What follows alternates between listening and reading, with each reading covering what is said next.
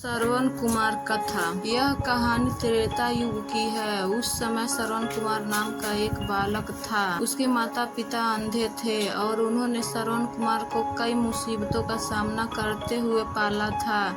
श्रवण कुमार बचपन से ही अपने माता पिता का बहुत आदर करता था। जैसे जैसे श्रवण कुमार बड़ा होते गए उसने घर की जिम्मेदारी अपने कंधों पर ले ली। वह रोजाना सुबह उठकर सबसे पहले अपने माता पिता को स्नान कराने के लिए तालाब पानी भरकर लाते थे। उसके बाद वह तुरंत जंगल की ओर लकड़ियां बीनने जाते थे। फिर लकड़ियां लाने के बाद श्रवण कुमार चूल्हा जलाकर माता पिता के लिए खाना बनाते थे। श्रवण कुमार को इतनी मेहनत करते देख उनकी माता हमेशा उन्हें डांटती रहती थी। वह कहती थी, श्रवण बेटा, तुम इतना सारा काम अकेले क्यों करते हो? खाना तुम मुझे बनाने दिया करो, मैं आसानी से बना लूँगी। इसके बदले तुम थोड़ा आराम कर लिया करो।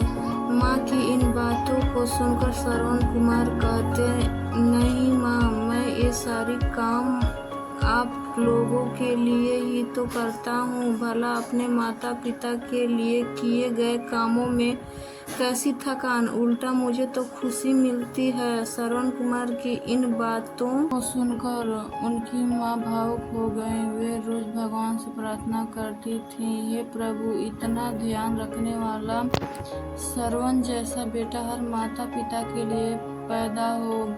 श्रवण के माता पिता नियमित रूप से भगवान की आराधना करते थे। वह उनके लिए फूल और पूजा की अन्य सामग्री लाते, फिर खुद भी बिना देर किए माता पिता के साथ पूजा में शामिल हो जाते थे।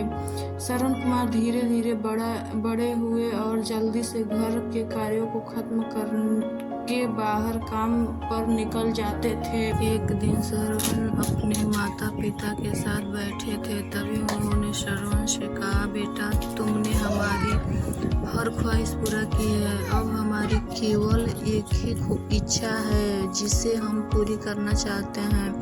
यह सुनकर श्रवण ने उनसे पूछा, ऐसी कौन सी इच्छा बाकी है जिसे आप पूरा करना चाहते हैं? आप केवल आदेश दें, मैं आपकी हर ख्वाहिश को पूरा करूँगा। इस पर श्रवण के पिता ने कहा, बेटा, अब हम बूढ़े हो चुके हैं और हम चाहते हैं कि मरने से पहले यात्रा के लिए जाएं। भगवान के शरण में जाकर हमें सुखों की प्राप्ति होगी। अपने माता पिता की बात सुनकर श्रवण कुमार सोचने लग गए कि अब उनकी इस इच्छा को कैसे पूरा करेंगे। उस समय बस और नहीं थी, साथ ही उनके माता पिता देख भी नहीं सकते थे। ऐसे में उन्हें तीर्थ यात्रा कराना भला कैसे संभव हो सकता था। तभी श्रवण कुमार को एक तरकीब सूझी। वह तुरंत बाहर गए और वहां से 2 बड़ी टोकरी लेकर आए। उसने इन दोनों टोकरियों को एक मजबूत डंडे में मोटी रस्सी के सहारे लटकाकर एक बड़ा सा तराजू, फिर श्रवण कुमार ने उस तराजू में अपने माता पिता को बारी बारी से गोद में उठाकर बैठा दिए। उसके बाद तराजू को अपने कंधे पर लेकर उन्हें तीर्थ यात्रा पर लेकर निकल पड़े। वह लगातार कुछ दिनों तक अपने माता पिता को एक के बाद एक सभी पवित्र स्थलों पर घुमाने लगे। इस दौरान श्रवण कुमार ने अपने माता पिता को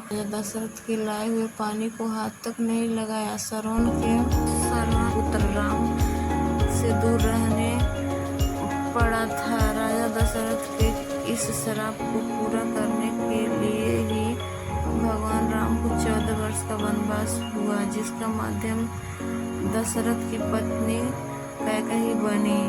श्रवण के पिता की ही तरह राजा दशरथ भी अपने बेटे से दूरी को बर्दाश्त नहीं कर पाए और उन्होंने अपने प्राण त्याग दिए। कहानी से सीख, हर बच्चे को अपने माता पिता की सेवा श्रवण कुमार की तरह ही निस्वार्थ भाव से करनी चाहिए। यही उनका सबसे बड़ा कर्तव्य है। प्लीज़ चैनल को सब्सक्राइब कीजिएगा और कमेंट कीजिएगा, तो अच्छी अच्छी कहानियाँ अपलोड करूँगी।